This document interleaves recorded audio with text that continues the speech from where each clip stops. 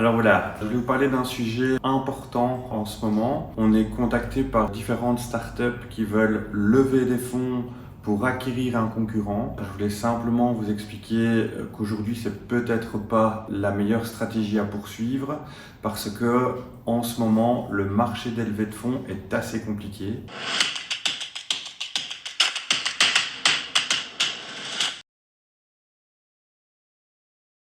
Au niveau mondial, il y a vraiment une grosse diminution des transactions, des montants investis dans des startups. Et quand on parle de diminution, on parle alors de 30% de diminution.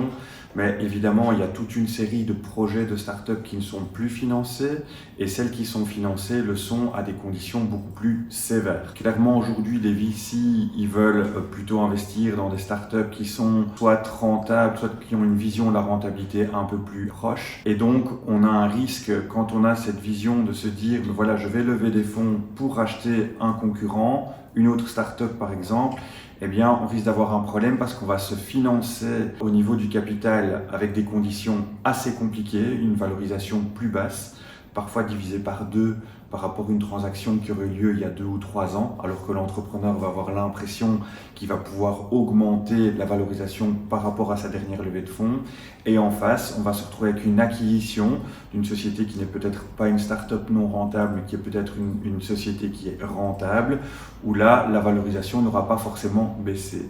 Et donc, on se retrouve à acheter une société à une valorisation normale, voire haute, et à lever des fonds pour sa société, start-up, à des conditions très dégradées, mais clairement, on va avoir une perte de valeur au niveau de cette opération. Ce qu'on peut faire, par contre, c'est proposer un share deal, proposer une fusion par absorption ou une fusion classique, où l'ensemble des actionnaires des deux sociétés s'associent dans un projet commun. Ça permet d'éviter quelque part de se confronter au marché par rapport à la levée de fonds et de travailler uniquement entre entrepreneurs pour constituer un groupe plus important qui lui-même aura plus de possibilités face au marché pour éventuellement lever des fonds dans une seconde phase.